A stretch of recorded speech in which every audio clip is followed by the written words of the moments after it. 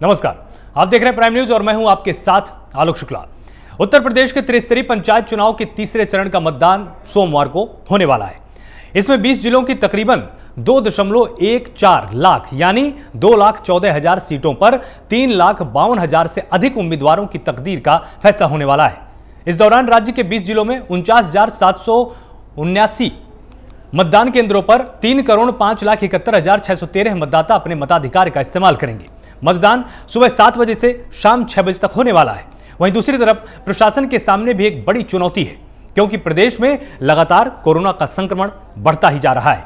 ऐसे में कोविड नियमों का पालन कराने के लिए प्रशासन के सामने बहुत बड़ी चुनौती होने वाली है। तो पंचायत चुनाव, कोरोना और चुनौती, आज हम इस पर लगातार कवरेज करेंगे। आपको जगह जगह से हमारे संवाददाता ताज़ा तस्वीरें दिखाएंगे। हम वहां पर जिला प्रशासन की हम तैयारी आपको दिखाएंगे। साथ ही हम आपको चुनाव आयोग की किस तरह की तैयारियां हैं उनके बारे में भी हम आपको जागरूक करेंगे और आपकी किस तरह की जिम्मेदारी होने वाली है, आपको क्या यहां पर तैयारी रखनी है, इस पर भी आज हम आपको यहां पर तमाम अपडेट्स देने वाले हैं। और मतदान करो जम के, लेकिन कोरोना से बच के, इस पूरी थीम पर आज हम आपको 1 घंटे का ये पूरा कार्यक्रम दिखाने वाले हैं। जगह जगह से हमारे संवाददाता जुड़ेंगे, आपको ताज़ा तस्वीरें दिखाएंगे, तैयारी कल की क्या है ये भी हम आपको दिखाने वाले हैं। और कोरोना काल में चुनाव बड़ी चुनौती है और पंचायत चुनाव के लिए किस तरह की तैयारी है इसके बारे में भी हम आपको जरूर यहां पर अपडेट करने वाले हैं। तो लगातार प्राइम न्यूज के साथ आप जुड़े रहिए। इसमें समझने की पूरी कोशिश करेंगे कि आखिर तीसरे चरण का रण किस तरह से होने वाला है, क्या तैयारियां हैं, चुनाव आयोग ने किस तरह की तैयारी कर रखी है, साथ ही जो वहां का जिला प्रशासन है उसकी क्या तैयारियां हैं और जनता के लिए किस तरह की गाइडलाइंस है। तो प्राइम न्यूज आज आपको उन सारी गाइडलाइंस के बारे में भी यहां पर बताने वाला है कि आपको किस तरह की सावधानियां रखनी है, क्योंकि आप जानते हैं कि उत्तर प्रदेश में 35,000 से लगातार रोज केस सामने आ रहे हैं। एक्टिव मरीजों की संख्या रोज बढ़ती जा रही है, जो ठीक होने की दर है वो कम है, संक्रमितों की दर अधिक है। तो निश्चित रूप से 2 गज की दूरी का महत्व तो बहुत ज्यादा रहने वाला है। जब आप मतदान करने जाएंगे तो मतदान केंद्र में किस तरह की सुविधा होने वाली है ये भी आज हम आपको यहां पर बताने वाले हैं। मास्क आपको लगाकर ही जाना है, हाथों को आपको सैनिटाइज करना है और लगातार जिस तरह के नियम जिला प्रशासन द्वारा बनाए गए हैं उनका भी आपको ध्यान रखना है। आपको अपने समय पर ही जाना है और कोशिश कीजिए मतदान केंद्र में आप तब जाइए जब मतदान केंद्र में भीड़ थोड़ी सी कम हो। एक साथ पहुंचकर वहां पर भीड़ भाड़ नहीं करनी है। साथ ही चुनाव आयोग ने जिस तरह की गाइडलाइंस दी होंगी वो भी आपको प्राइम न्यूज आज यहां पर बताएगा। मतदाताओं के लिए तो तमाम चुनौतियां हैं ही, साथ ही जो वहां पर प्रत्याशी हैं उनको किस तरह का ध्यान रखना है, क्योंकि कोरोना के काल में शायद इससे पहले पंचायत चुनाव उत्तर प्रदेश में कभी हुए थे। तो निश्चित रूप से जो तमाम प्रत्याशी उनके लिए भी बहुत ही ज्यादा चुनौती भरा ये पूरा का पूरा दिन रहने वाला है। उनको क्या ध्यान रखना है, उनको अपने पोलिंग बूथ पर मतदाताओं को किस तरह से लगातार सावधान रखना है, भीड़ नहीं जुटने देनी है, किसी तरह की आपाधापी ना होने पाए, मास्क का प्रयोग आपको करके ही रखना है, क्योंकि लगातार चाहे WHO हो चाहे भारत सरकार हो, हर कोई एक बात खास तौर से बोल रहा है कि मास्क ही सबसे बड़ी वैक्सीन इस समय है। इसलिए आपको यह सबसे बड़ी सावधानी रखनी है कि मास्क आपको लगाकर रखना है और 2 गज की दूरी का अगर आप पालन करेंगे तो निश्चित रूप से आप स्वस्थ होकर घर से बाहर निकलेंगे और स्वस्थ होकर ही अपने घर की दहलीज में प्रवेश करेंगे। तो इसलिए इन तमाम नियमों का आपको ध्यान रखना है। जगह जगह जो तमाम जिले हैं वहां पर हमारे संवाददाता होंगे, हम आपको वहां की ताज़ा तस्वीरें दिखाएंगे, उनसे हम जानने की कोशिश करेंगे कि जिले के क्या हालात हैं, जिले में चुनाव आयोग की तैयारियां क्या हैं, जो स्थानीय प्रशासन उनकी तैयारियां क्या है, पुलिस ने सुरक्षा के किस तरह के इंतजाम किए हुए हैं और जिस तरह की गाइडलाइंस हैं क्या उनके हिसाब से वहां पर व्यवस्थाएं कर दी गई हैं, सैनिटाइजेशन की क्या व्यवस्था है। अगर कोई मान लीजिए मास्क लगाकर नहीं पहुंचता है, वो भूल जाता है, तब क्या उसके लिए मतदान केंद्र में ही मास्क का प्रबंध रहेगा, कहीं ऐसा ना हो कि बिना मास्क के उसको घर वापस भेजा जाए। इस तरह की तमाम जो पहेलियां हैं उनको हम सुलझाने की पूरी कोशिश करेंगे। इस पर हमारे संवाददाता अवधेश हमारे साथ लगातार जुड़े हुए। तो अवधेश, सबसे पहले समझना चाहेंगे आपके जिले के हालात क्या हैं और वहां पर किस तरह की तैयारियां हैं स्थानीय प्रशासन की।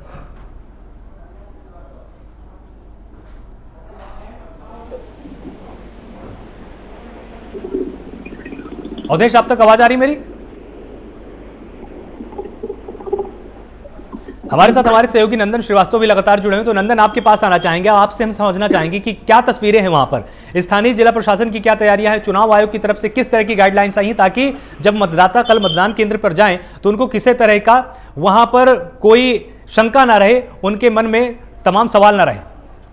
बिल्कुल, जिस तरीके से कोरोना काल चल रहा है और लगातार मौत का आंकड़े में इजाफा हो रहा है और कोरोना संक्रमण की केसेस जो है लगातार बढ़ रही परिस्थिति में जो इस समय पंचायती चुनाव हो रहा है उसका तीसरा चरण का चुनाव कल होना है, जिस कड़ी में लगातार जिला प्रशासन और जो पुलिस प्रशासन है लगातार सतर्क है, अपने अपने कार्यशैली के लिए लगातार बिजी है। तो कहीं ना कहीं देखना दिलचस्प ये होगा कि कल चुनाव की स्थिति में जो प्रशासन की तैयारियां चुनाव बूथ पे वहाँ किस तरह की, हालांकि ये बताया जरूर जा रहा है कि चुनाव जगह पे जहाँ चुनाव होने चुनाव बूथ पे पहले से सैनिटाइजेशन किया जा चुका है और जो वोटर्स आएंगे उनके लिए व्यवस्था ये की जा चुकी है कि उनके लिए जो आएंगे उनका तापमान नापा जाना है। उसके बाद उनको मास्क, अगर जो वोटर्स मास्क नहीं पहने उनको मास्क पहनाया जाएगा।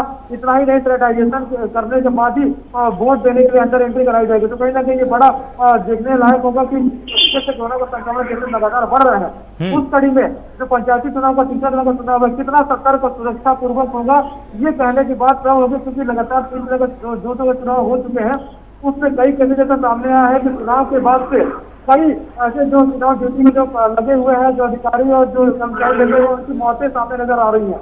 इस कड़ी में जो चुनाव होने हैं वो कितना सुरक्षा वाले होंगे और कितना अधिकारी कर्मचारियों को सुरक्षापूर्वक होंगे, वो देखा जा सकता है। जी आलोक जी, तो वहां पर मतलब जिला प्रशासन ने पूरी तैयारियां कर रखी हैं। अच्छा, कोरोना को लेकर किस तरह की गाइडलाइन वहां पर जारी की गई है? क्योंकि देखिए जब मतदान केंद्र में तमाम मतदाता जाएंगे तो उनके अंदर भी तमाम सवाल होंगे, क्या हमको मास्क घर से ही लेकर जाना है, और मतदान करने के लिए क्या वहां पर सैनिटाइजर की व्यवस्था होगी, और क्योंकि अब की बार मतपत्रों का इस्तेमाल हो रहा है तो उसमें भी तमाम सवाल मतदाताओं के मन में है। एक बार आप वहां पर अगर ये बता पाएंगे कि जिला प्रशासन ने किस तरह की तैयारी कर रखी है? हम बता दें कि 2 तरह का चुनाव होने के बाद से ये पूरी गाइडलाइन जारी हो चुकी थी। चुनाव पंचायती चुनाव को लेकर केंद्र सरकार ने जो रणनीति थी उन्होंने जारी कर दिया था और जो गाइडलाइन थी कि चुनाव स्थल पे, चुनाव बूथ पे, जहाँ भी चुनाव होने हैं और जो वोटर्स वहाँ पे जाएंगे पहले से मास्क करके जाना है, सैनिटाइजेशन अपने पास में लेके जाना है। उनकी स्थिति वोटर्स के पास में मास्क रहेंगे तो वहाँ पे मास्क की व्यवस्था है पहले से रहेगी, सैनिटाइजेशन की व्यवस्था रहेगी और अगर तापमान नापने की मशीन रहेगी। अगर कोई मतदाता पहले से ही पीड़ित है या फिर अगर बुखार से ग्रसित है तो वहाँ पे तापमान के अनुसार उसका तापमान नापा जाएगा। अगर वो ग्रसित निकलता है तो उसको वहाँ से उसको होम आइसोलेशन में या फिर अस्पताल में भेजा जाएगा। तो कहीं ना कहीं जो रणनीति है वो साफ है कि कहीं ना कहीं से कोई चूक नहीं होने देगी। लेकिन इस कंडीशन में क्योंकि संक्रमण लगातार बढ़ रहा है, प्रदेश में लगातार संक्रमण बढ़ रहा है, उसको देखने के बावजूद लगातार पंचायती चुनाव हो रहा है, तो कहीं ना कहीं ये तो बड़ा रिस्क है उत्तर प्रदेश सरकार के लिए। चुनाव महत्वपूर्ण है आम जनमानस की जान से ज्यादा। जी तौहीद अहमद हमारे साथ जुड़े हुए हैं उन्नाव से। तौहीद, आपके पास आना चाहेंगे, आपसे हम समझना चाहेंगे वहां पर किस तरह की तैयारियां हैं। चुनाव आयोग ने क्या स्पष्ट गाइडलाइंस वहां पर जारी कर दी हैं? जो मतदाता हैं उनसे किस तरह की सावधानी बरतने की यहाँ पर अपील की गई है? जी बिल्कुल, इस बार का जो ये पंचायत चुनाव है ये कोविड पैंडेमिक के बीच में हो रहा है, जो जिला प्रशासन और राज्य निर्वाचन आयोग के लिए एक बहुत बड़ी चुनौती है।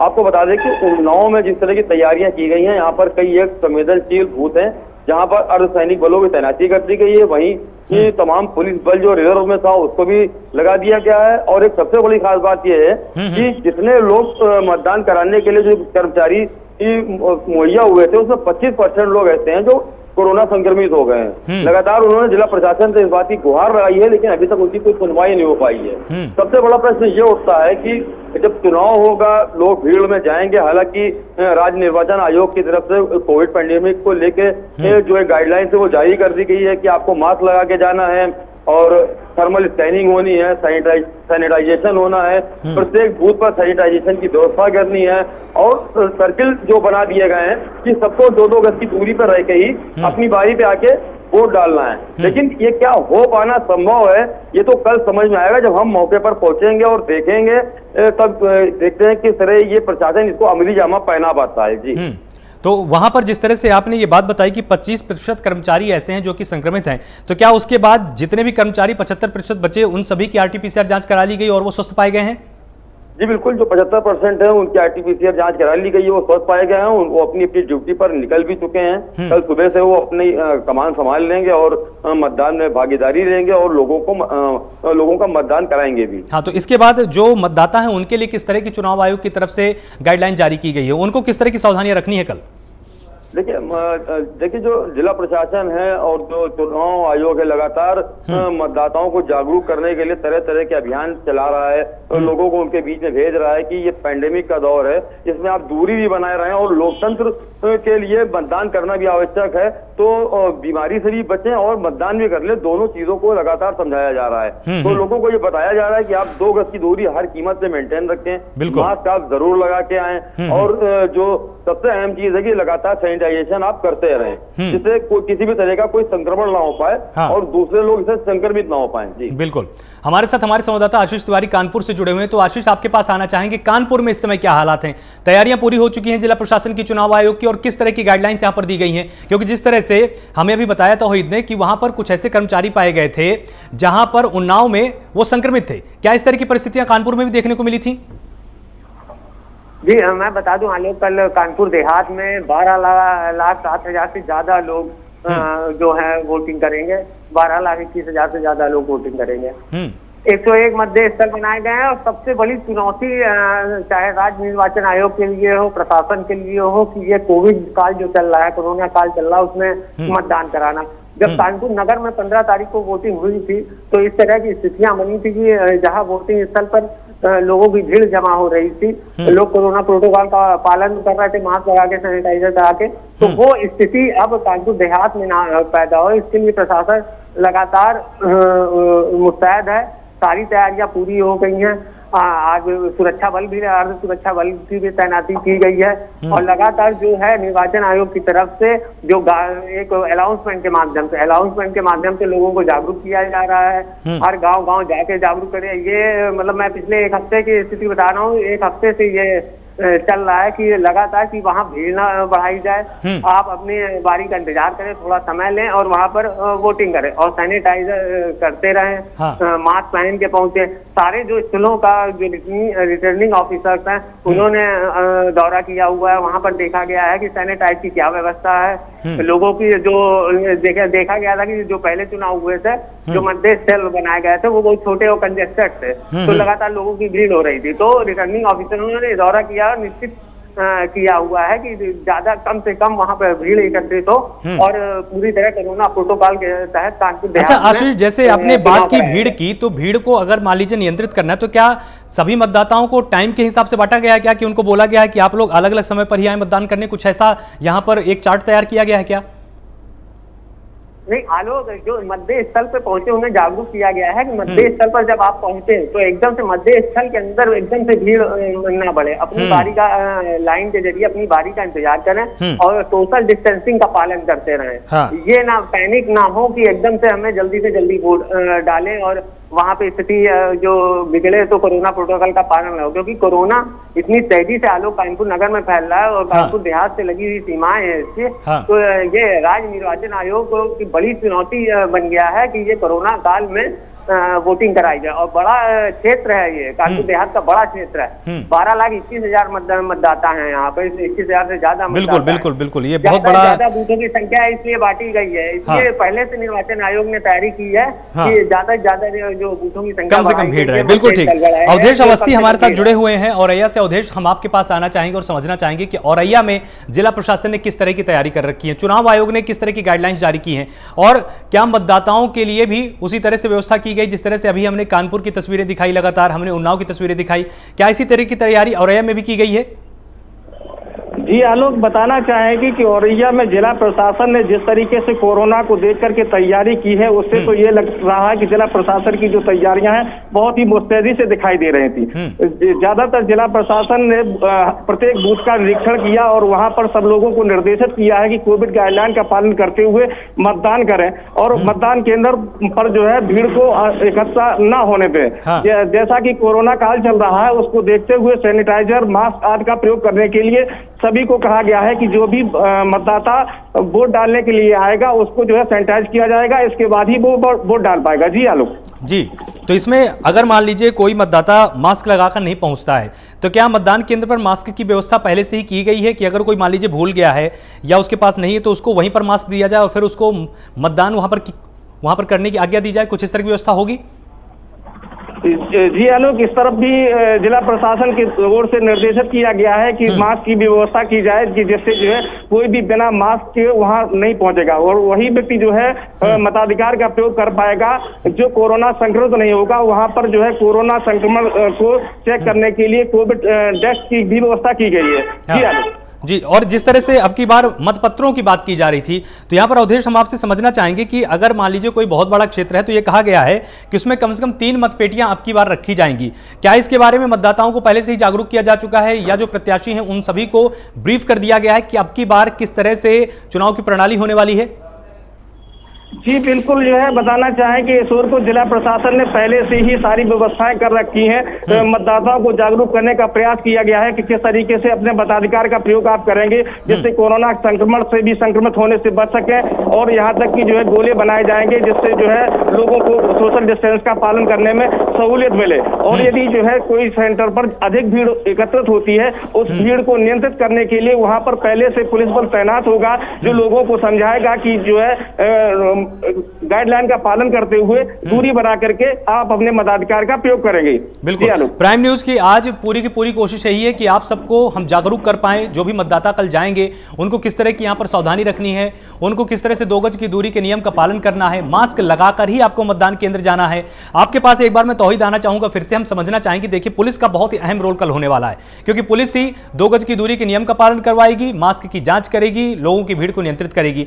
सुरक्षा बलों के क्या इंतजाम हैं इस समय उन्नाव में? क्या वो पूरी तरह से जो कंपनियां हैं वो वहां पर तैनात हैं और कल के लिए बिल्कुल तैयार हैं?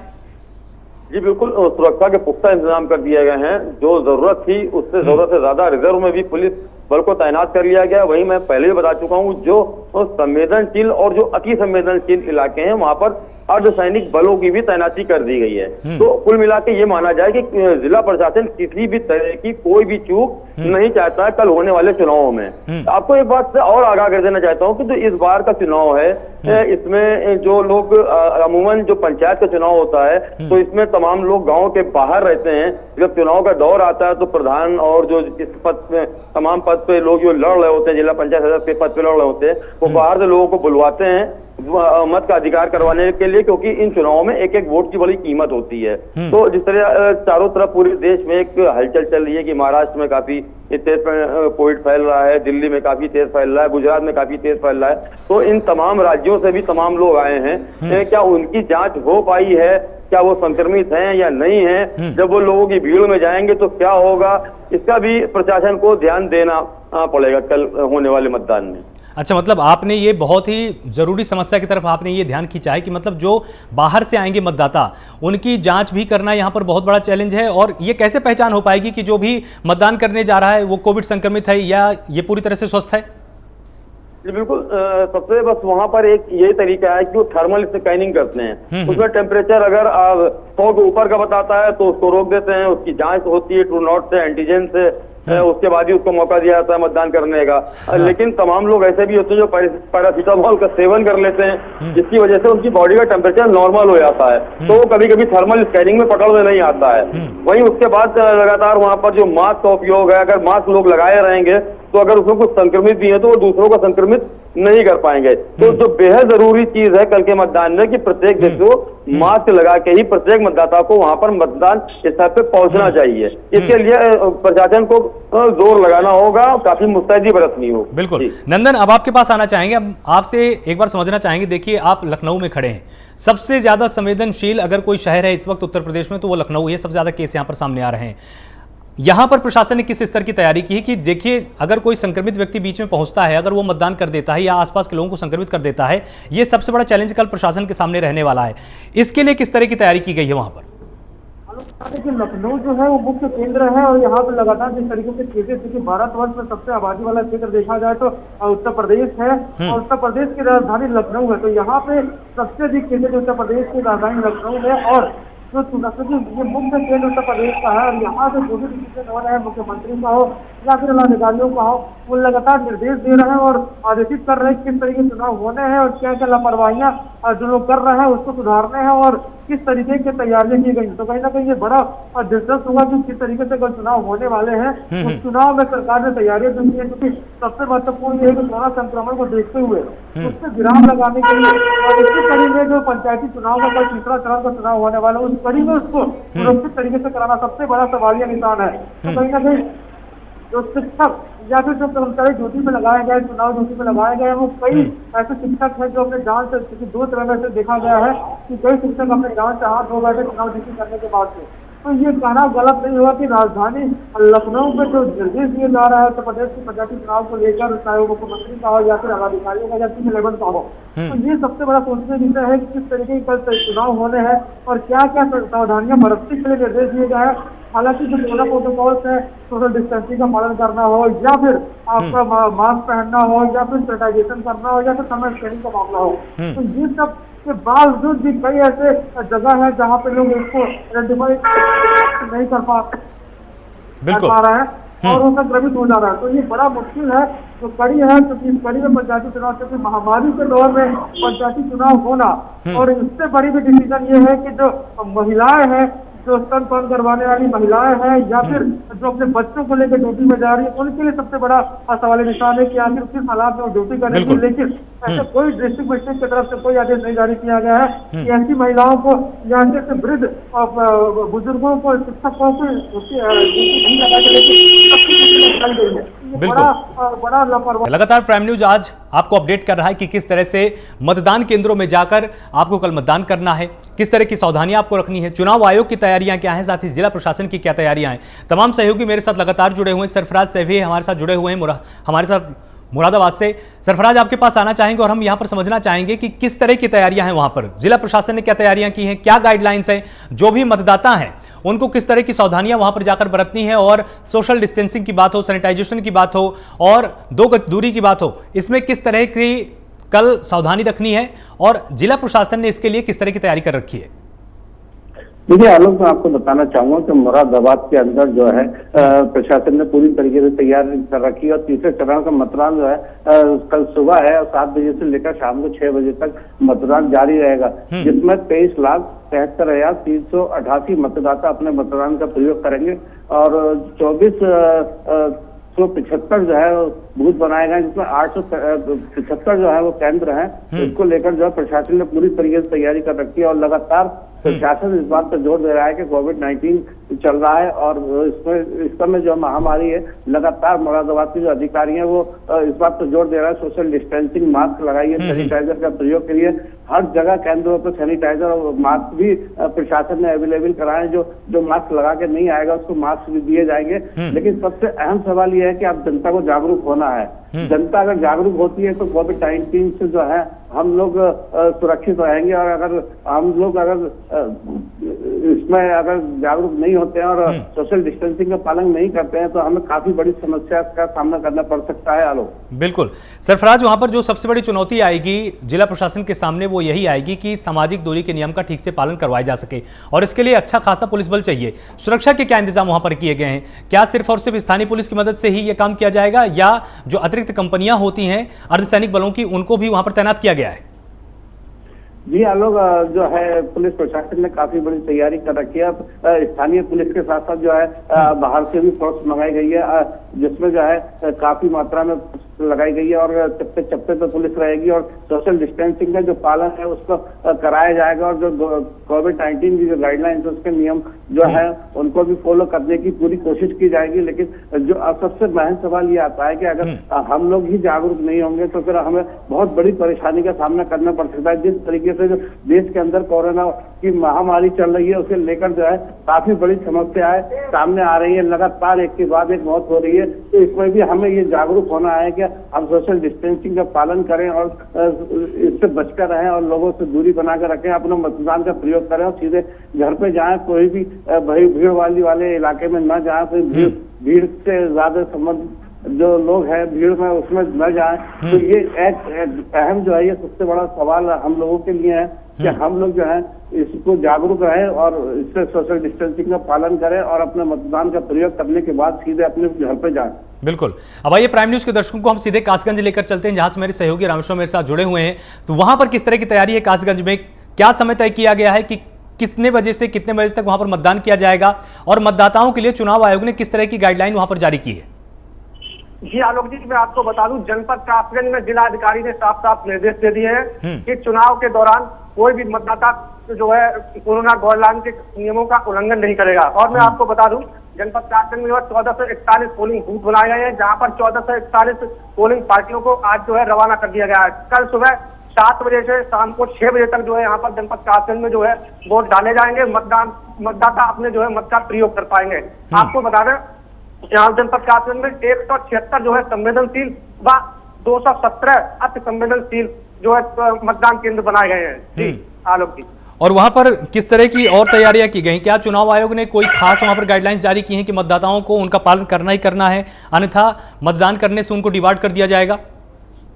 जी आलोक जी, मैं आपको बता दूं जिलाधिकारी ने आज जो है जनपद कासगंज के जंगलवाड़ा, साबरमती तथा तमाम जगह पर जो है निरीक्षण भी किया। इस दौरान उन्होंने सभी मतदान केंद्रों पर जो है घेरे बनवाने के निर्देश दिए हैं कि उचित दूरी पर घेरे बनाए जाएं और जो है मास्क और सैनिटाइजर का प्रयोग करने के भी सख्त निर्देश जो है जिलाधिकारी कासगंज ने साथ साथ दिए हैं जनपद कासगंज के मतदाताओं के लिए।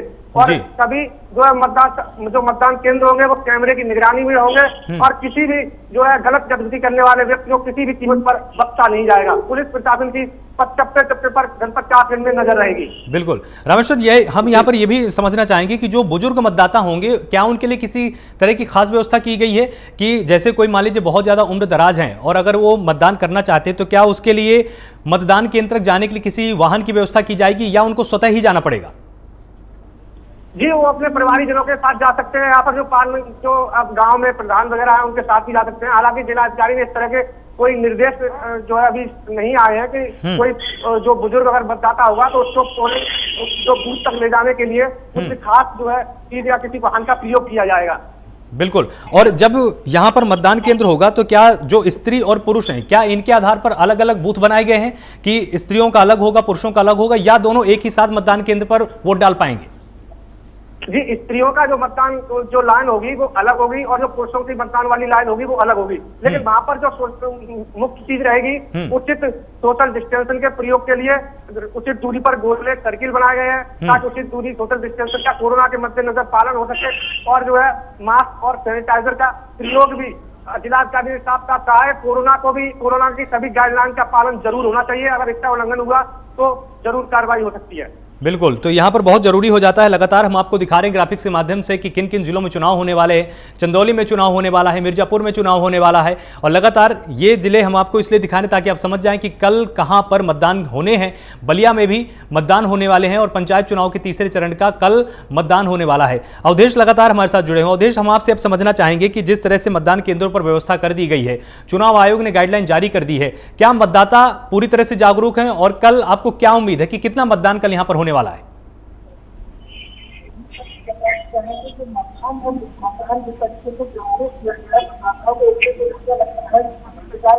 जो है यहाँ पर मतदान करने के लिए जो आ सकते हैं आपके सारे और जनपद कासगंज के लिए शासन ने जो व्यवस्था की है उनको ये निर्देश दिए हैं कि ज्यादा से ज्यादा जो हिस्सा ना लिया जा सके।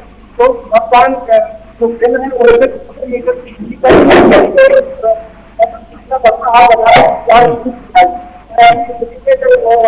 भी केंद्र पर मतदाता इकट्ठे नहीं होते तो कोरोना संक्रमण से बचाने के लिए एक बहुत बड़ी कोशिश है। जी एक बार हम सरफराज के पास जाते हैं क्योंकि आपकी आवाज़ साफ नहीं आ रही है। सरफराज, आपसे हम समझना चाहेंगे कल वहां पर किस तरह की पूरी तरह से तैयारी की और मतदाताओं को क्या इसके संबंध में लगातार जिला प्रशासन ने जागरूक कर रखा है कि कल आपको, क्योंकि देखिए ये महामारी का दौर है और सबसे बड़ी चुनौती यही रहने वाली है।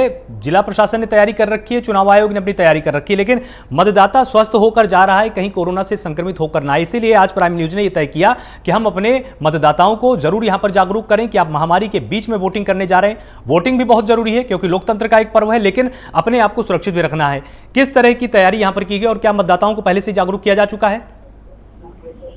देखिए आलोक, आपको बताना चाहूंगा कि मुरादाबाद के जो जिलाधिकारी है वो अभी बीच में कोरोना संक्रमित हो गए थे और होम आइसोलेशन पे, तो उसके बाद जो है उन्होंने आज जो अपनी कमान संभाली और लगातार जगह जगह जाकर उन्होंने भ्रमण किया। भ्रमण करने के बाद लोगों को जागरूक किया। पोलिंग पार्टी जो रवाना की गई है उसमें भी उन्होंने निर्देश दिए गए कि कोविड-19 की गाइडलाइंस का पालन करना है, मास्क लगाना है, सैनिटाइजर का यूज करना है और 2 गज की दूरी बनाकर वोटिंग कराएं और लगातार जो भी जनता है और जो वोट डालने आएगी उसको भी ये समझाया जाएगा कि आप 2 गज की दूरी बनाकर रखिए, अपना मत का प्रयोग करिए और मत प्रयोग करने के बाद जो है कहीं भी मत लगाइए और सीधा अपने घर जाइए। उसके बाद जो है कि कोई भी अगर ऐसा संक्रमित पेशेंट पाया जाता है, कुछ भी अगर आपातकालीन के लिए जो है एम्बुलेंस की सुविधा भी रखी गई है। और जो जैसे कि अभी विकलांगों के लिए सवाल किया था आपने, तो उसके लिए भी जिलाधिकारी ने जो है परिवार वालों को ये निर्देश दिए गए कि कोई भी अपने निजी वाहन से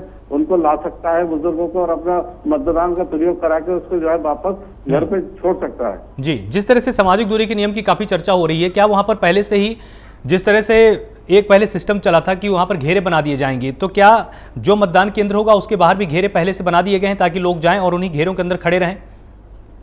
देखिए आलोक, अभी तक तो घेरे का कोई ऐसा सामने नहीं आया, कोई घेरे नहीं बनाए गए, लेकिन प्रशासन लगातार इस बात पे जोर दे रहा है कि 2 गज की दूरी और मास्क जरूरी, ये जो है जो नियम है इसको फॉलो करना है। और जितने भी मतदाता हैं उनको ये फॉलो करना पड़ेगा, और उनको जो है अगर नहीं करते हैं तो उनके खिलाफ सख्त कार्रवाई की जा सकती है। बिल्कुल। रामेश्वरम, एक बार आपके पास आते हैं, कासगंज में कितने मतदाता हैं और आपको क्या लगता है कि कल कितने बजे से कितने बजे तक अगर मतदान शुरू हो जाएगा, वोटिंग का प्रतिशत रहने की कितनी उम्मीद है आपको? जी मैं आपको बता दूं, कासगंज में जो है 1441 पोलिंग बूथ बनाए गए हैं और वोटिंग परसेंटेज जो है 60 से 70 के तकरीबन रहने की उम्मीद जताई जा रही है।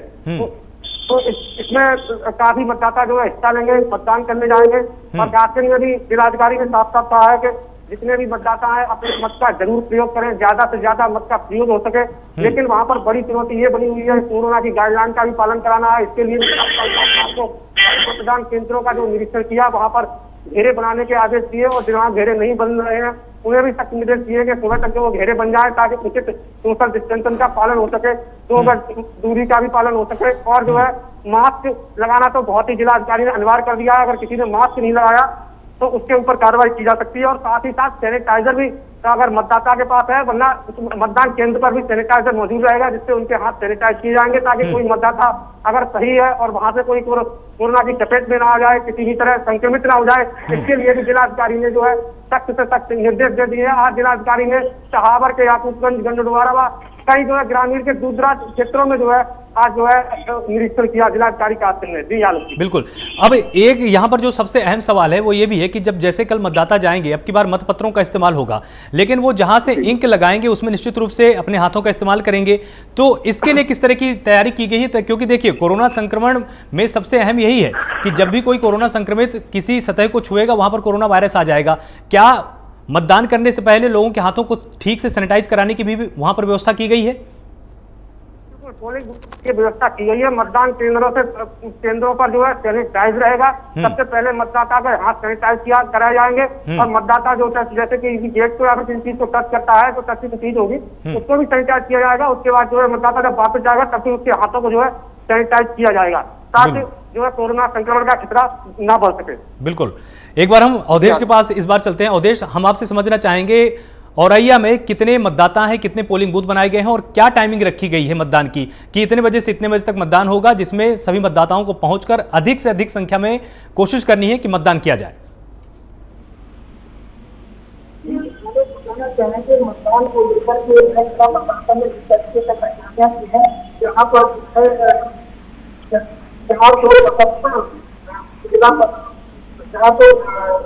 जिला प्रधानों के चुनाव होने हैं, और इसके साथ ही जिन तरीके से जिला प्रशासकों के संज्ञान हैं वो कोरोना कंट्रोल का जिला उपाय इसको लेकर के जिला प्रशासन की हम जी। अब एक बार मुरादाबाद चलते हैं। सरफराज, हम आपसे यहाँ पर समझना चाहेंगे कि वहाँ पर टाइमिंग क्या रखी गई है, मतदाता किस तरह से कितने बजे से वहाँ पर जाना शुरू कर सकते हैं और कितने बजे तक लास्ट वोटिंग होगी, ताकि मतदाता उसी हिसाब से अपनी तैयारी के साथ जाए, क्या ताकि कुछ ऐसा माहौल न बने कि वहाँ पर भीड़ ज़्यादा हो जाए और प्रशासन को भी वहाँ पर दिक्कत हो? देखिए आलोक, मैं बताना चाहूंगा कि सुबह 7 बजे से लेकर शाम को 6 बजे तक का टाइम रखा गया है। जैसे तो पहले जो है 7 बजे से 5 बजे तक हुआ था, तो 1 घंटा अतिरिक्त किया गया है इसमें कोरोना महामारी को लेकर, क्योंकि इसमें धीरे धीरे टाइम जो है चलता रहे और अपने मतदाता जो है अपने धीरे धीरे अपने आकर मत का प्रयोग करते रहे। तो ये कहीं ना कहीं बहुत अच्छा बात है जो 1 घंटा बढ़ाया गया है, तो ये भी काफी जो है मदद करेगा कोरोना काल के लिए। बिल्कुल। तो यहाँ पर लगातार हम अपने प्राइम न्यूज़ के दर्शकों को यही समझाने की कोशिश कर रहे हैं कि कोई भी जिला हो, तैयारी लगभग एक जैसी है। आपको सोशल डिस्टेंसिंग के नियम का ठीक से पालन करना है, जाकर वहां पर धक्का मुक्की बिल्कुल भी नहीं करनी है। हम अपने तमाम संवाददाताओं से इसलिए रूबरू हो रहे हैं ताकि आप समझ पाएं कि जिलावार परिस्थितियां क्या हैं। कासगंज में एक बार फिर से चलना चाहेंगे, वहां पर सुरक्षा के किस तरह के इंतजाम किए गए हैं। रामेश्वरम, वहां पर पुलिस ने क्या पहले से ही मुनादी करके लोगों को समझा दिया है कि आपको इन नियमों का पालन करना है, और अगर किसी भी तरह की अभद्रता मतदान केंद्र पर होती है तो सख्ती से पुलिस वहां पर निपटने वाली है? जी बिल्कुल, पुलिस अधीक्षक अनुपम सिंह ने साफ साफ निर्देश दे दिए हैं, अगर किसी ने भी कोई भी गलत हरकत की तो उसके विरुद्ध जो है कड़ी कार्रवाई की जाएगी। पुलिस कप्तान और अपर पुलिस कप्तान लगातार जो है जनपद में जो है चप्पे चप्पे पर नजर रखेंगे, लगातार घूमों पर रहेंगे, और भी जनपद के आला अफसर जो है पूरे जनपद कासगंज में भ्रमण करते रहेंगे। और आपको बता दें, इस जनपद कासगंज में 217 संवेदनशील व 194 अतिसंवेदनशील पोलिंग बूथ बनाए गए हैं, जिन पर पुलिस कप्तान की कड़ी निगरानी रहेगी। वहीं जिलाधिकारी ने साफ साफ कह दिया है, अगर किसी ने भी किसी भी गलत तरह की हरकत करने की कोशिश की तो उसके खिलाफ कड़ी से कड़ी कार्रवाई की जाएगी, चाहे वह कितनी भी राजनीतिक पहुंच वाला क्यों ना हो। बिल्कुल जी आलम जी।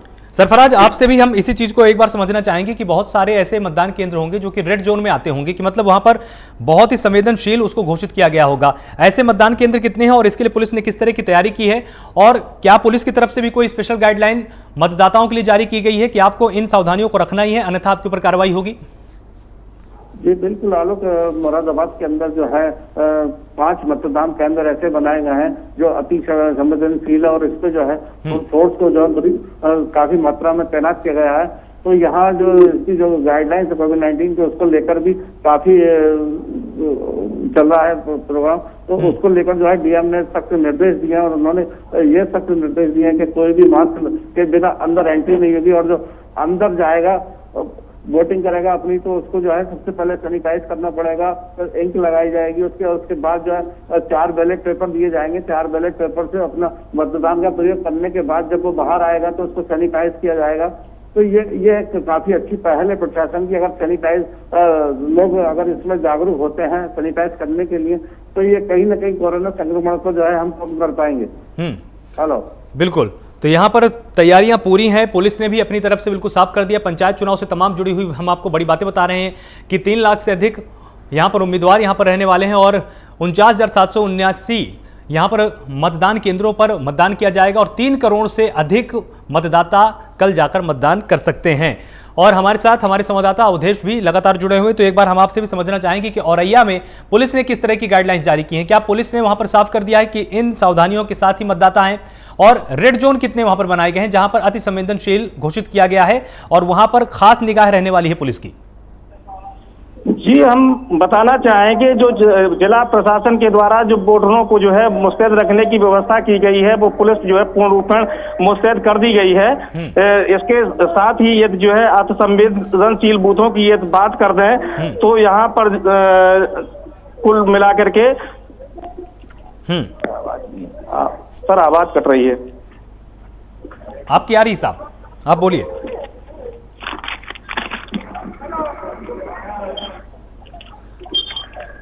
तो यहाँ पर पंचायत चुनाव से जुड़ी हुई बड़ी बातें भी हम आपको लगातार बता रहे हैं, जहां पर प्रदेश के 20 जिलों में मतदान किया जाएगा। 20 जिलों की 2,14,000 सीटों पर मतदान होगा और 3,52,000 से ज्यादा उम्मीदवार मैदान में है। तो अब अंदाजा लगाइए कितना बड़ा चुनाव है।